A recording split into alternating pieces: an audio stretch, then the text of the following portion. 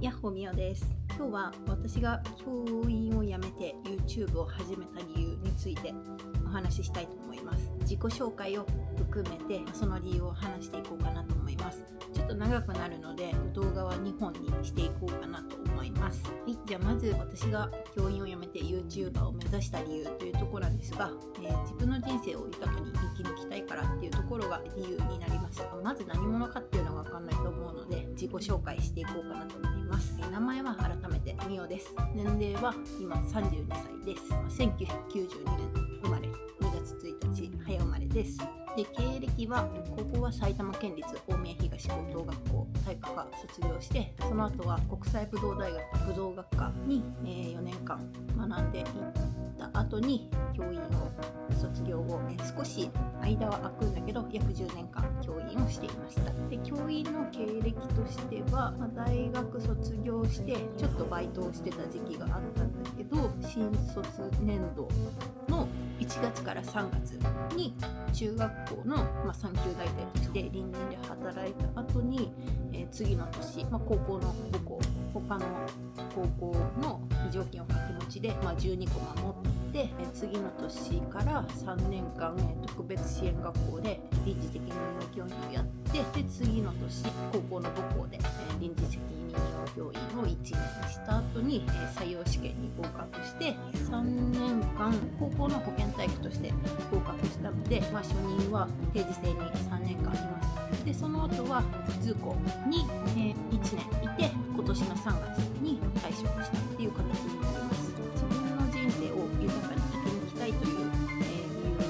由がなぜ教員を辞めて YouTube を目指すというところにつながっていったのかっていうところを、ちょっと長くなりますが話していきます。まずもともと大学の時から YouTube という仕事に興味がありました。動画を編集するで思い出を作るっていうのが、好きでずっとやってたんですけど、それプラス、YouTube で自分自身が動画を見て元気をもらったりとかしているとこから、人に元気を勇気を生きる希望を与えられる仕事って素晴らしいなっていうところから興味はあったんですけど、もともと高校生の時から教員になりたいっていうのが夢でもあったので、そっちの方を取ったっていうところが現状になっていました。教員を目指して大学を行ったっていうのもあるし、周りから期待されてたっていうところもあって、流れを自分の道は自分で決めなきゃいけないけど、今更言えない、新しいことやりたいって言えない状況でもありました。でも教員を続けながらもやっぱり、YouTube をいろんな YouTube を見てて、やっぱ心のどこかで私もやってみたいなっていうのは密かに、思っていました。そんな密かな夢もありながら、高校時代の柔道部の恩師に憧れていたから教員を目指して、一生懸命大学で勉強していくんですが、だんだん自分自身に、気づき始めてきます。私、人前でたくさんの人の前で自分の考えをとか話さなきゃいけないことをまとめて話したことあるっけっていうとことか、学級委員とか部活の部長とかリーダーシップを取ってきたことが今まであるのかっていうところにすごい不安を感じて、教育実習を迎えました。教育実習を終えた率直な感想は、まず子供たちは可愛かった。率直な感想で、やっぱり自分が一生懸命やってることを子供たちも一生懸命学んでくれるっていう姿勢もすごいあったのは嬉しかったし、やっぱり子供たちが一生懸命頑張ってる姿を見て自分自身の成長ができるっていうところがやっぱ教員やっててすごい魅力的だなって思いました。ただ人前で話すことがやっぱりすごい苦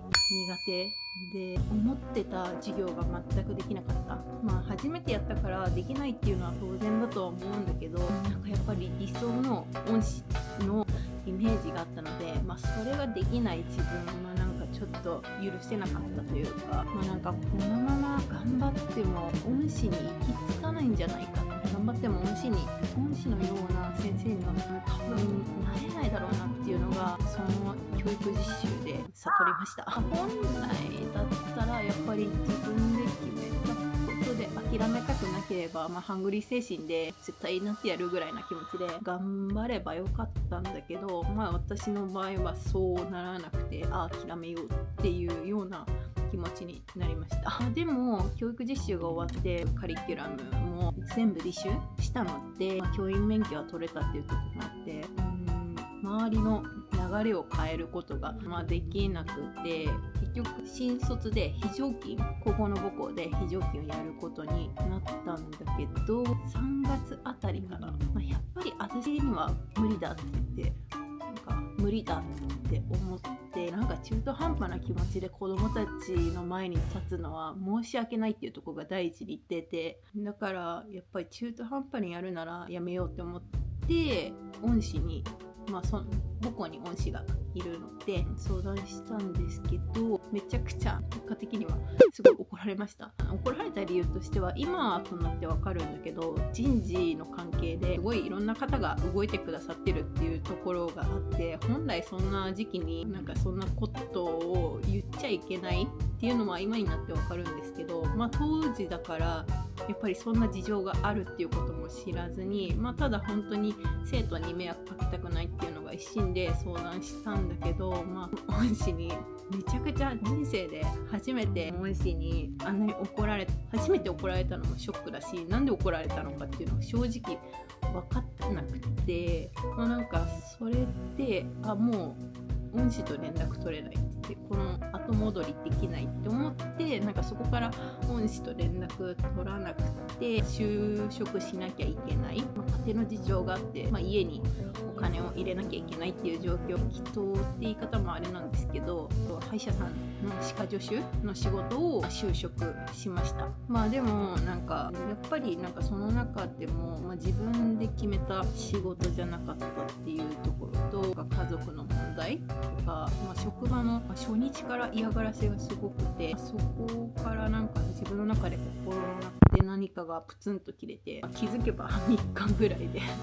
辞めてて、就職したっていう風には言えるのか分かんないんですけど、辞めちゃいました。はい。それから数ヶ月して、末っ子の弟の柔道の大会で恩師と再会した時に、あの時はすいませんっていう風に謝って、そこをきっかけに、仲が戻って、私柔道の専門なので、外部指導者として雇っていただいて、コンビニと接骨院の掛け持ちしながら新卒年度は働いてました。で、ただ年明ける時に中学校の時の柔道部の恩師から連絡が来て、3級大体1月からあるからやってみないかっていう風に言われて、自分の中でも心にちょっと余裕ができたっていうところもあって、やるだけまずはやってみようかなって、やってみてうまくいかなかったら考えてみようっていうところから、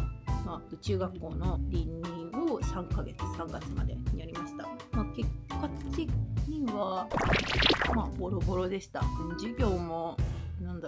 全然経験がなかったっていうところもあるし、なかなかこちらの指導に乗っからないっていうところ、自分の経験不足もあるんですけど、そういうところもあって、やっぱ向いてないなって思いながら、でもやってみなきゃ、もっと頑張ってみなきゃわかんないなっていうところの狭間にいながら仕事をしてました。で、3月任期満了になって、次年度は高校の母校で